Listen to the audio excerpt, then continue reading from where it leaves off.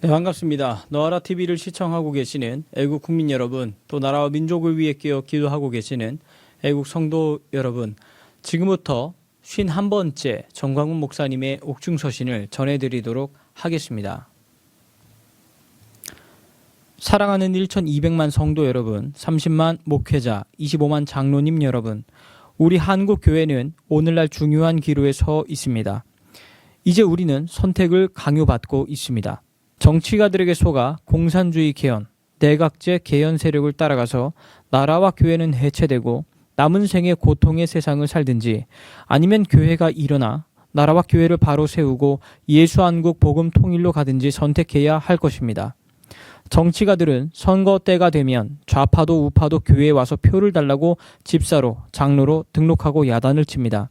우리 한국 교회는 그동안 많이 속아왔습니다. 이제 우리는 역사의 교훈을 받아야 합니다. 해방 후 북한은 공산주의, 남한은 자유민주주의가 된 것은 그 당시 기독교인들의 선택의 결과입니다. 1945년 8월 15일 해방이 되자 먼저 북한에 김일성이가 들어와 기독교를 회유했습니다. 김일성의 외삼촌 강양욱이라는 가짜 목사를 앞세워 북한의 최고의 부흥사인 김익두 목사를 포섭했습니다. 김익두 목사는 북한 교회를 대표하는 지도자로서 일제 신사참배는 이겼으나 김일성에게 속아서 북한을 김일성에게 넘겨주는 실수를 하게 되었습니다.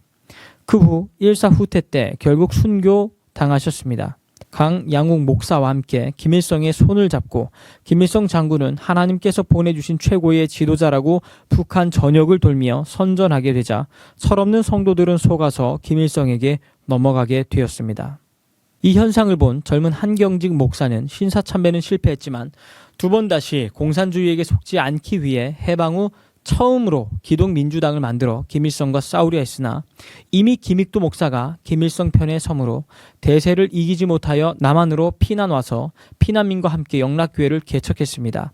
김일성을 피하여 왔던 한경직 목사님에게는 또 하나의 대적이 기다리고 있었습니다. 그것은 남로당의 총수인 박헌영이가 9월 6일 날 조선인민공화국을 선포했기 때문입니다.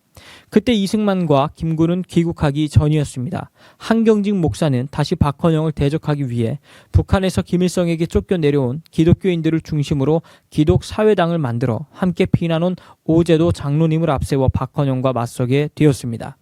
기독교인들과 더불어 오제도 특별검사를 통하여 박헌영을 북한으로 쫓아버림으로 대한민국과 한국교회를 지켜냈던 것입니다. 그 후 이승만이 들어오자 힘을 합쳐 기독사회당을 만들어 대한민국을 세우게 되었고, 오늘날 한반도에서 북이 공산주의가 된 것도 김익도를 따르는 기독교인들의 잘못된 판단 때문이었습니다. 남한이 자유대한민국이 된 것도 북한에서 내려온 기독교인들의 현명한 판단의 결과입니다. 그러나 대한민국을 세운 주체 중의 주체인 북한에서 피난 온 기독교인 1세대는 하늘나라를 가게 되었고, 그들의 후손들은 부모님의 정신을 이어받지 못했기 때문에 오늘날 나라가 무너지고 교회가 사회주의 밑으로 들어가는 것을 보고도 아무 반응 없이 지내고 있습니다. 이제 1200만의 한국교회가 일어나야 합니다. 두고 보십시오. 이대로 가면 반드시 나라와 교회가 망할 것입니다. 저는 한기총 대표회장으로서 이것을 정리하고자 감옥에 와 있습니다. 한국교회는 역사의 교훈을 받아 한경직 목사의 길을 따라야 하는 것입니다. 한국교회가 잠에서 깨어나야 합니다. 아니면 누가 나라를 바로 세우겠습니까? 여당은 사회주의 개헌, 야당은 내각제 개헌하겠다 하니 둘 다 반드시 나라를 망하게 할 것입니다. 저에게 돌을 던지는 자들이여, 여러분들이 저에게 돌을 던지려면 첫째, 성경을 저만큼 읽으셨는지 묻고 싶습니다. 아니면 중지하십시오. 둘째, 저보다 기도를 더 많이 하시나요? 셋째, 저보다 사역을 더 크게 하시나요? 목회와 부흥의 말입니다. 넷째, 저보다 신학을 더 많이 아시나요? 다섯째, 저보다 주님을 위해 더 많이 희생했나요? 여섯째, 저보다 목회자들을 더 많이 가르친 경험이 있나요? 일곱째, 저보다 더 주님을 사랑했나요? 여덟째, 저보다 동료들에게 더 많이 베풀었나요? 아홉째, 복음과 나라를 위해 감옥에 와 본 적이 있나요? 10번째, 저보다 더 한국 교회를 대표하는 조윤기 목사님을 비롯한 소천하신 김준곤, 신영균, 김충기 목사님들과 지금도 저를 지원하시는 최고의 신학자들과 한기총 증경 대표 회장님들에게 인정받은 적 있나요? 11번째, 저만큼 한국교회 동역자 목사님들의 지지를 받은 적 있나요? 12번째, 광화문의 애국 성도들에게 지지를 받은 적 있나요? 감옥에 있는 저에게 하루에 수백 통의 위로 격려 편지를 보내주신 여러분들에게 진심으로 감사드립니다. 일일이 답장을 못해도 제가 나가면 인사드리겠습니다. 그 편지 중에는 정말 저의 가슴을 아프게 하는 내용들이 있습니다. 왜 정치하다가 감옥에 갔느냐고 회개하라고 야단을 칩니다. 또 어떤 한 분은 제게 하나님 까불면 죽어 한 것에 대해 회개하고 사과하라고 합니다. 저는 지금 감옥에서 영이 더 깊어졌습니다. 제가 그렇게 설명을 했는데도 이해를 못하고 신성모독이니 교만하다니 하는 말을 들으면 참으로 슬픈 일입니다. 그런 것도 아니지만 제가 설령 실수했다 할지라도 감옥에 있는 저에게 그렇게 돌을 던진다면 과연 당신들의 행위에 주님이 동의하실까요? 저를 보고 정죄하고 비판하는 목사님들을 보면 마치 욥기서를 보는 것 같습니다.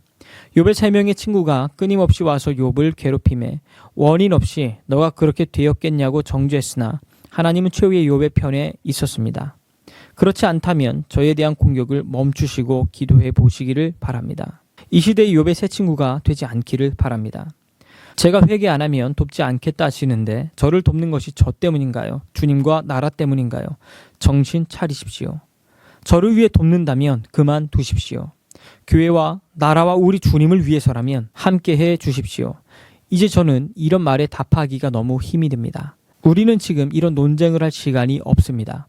저는 감옥에서 이대로 죽어도 후회가 없습니다. 그러나 대한민국과 한국교회가 걱정이 될 뿐입니다. 특히 지역주의에 사로잡혀 있는 그리스도인들이요. 당신들 속에 진정한 성령이 계시는지요? 하나님의 사람들은 지역주의에서 벗어나서 복음 위에 서야 합니다. 우리 모두 주님의 인도를 받읍시다. 한기총 대표 회장 전광훈 목사 드림. 이로써 51번째 전광훈 목사님의 옥중서신을 마치도록 하겠습니다. 시청해 주셔서 대단히 감사합니다.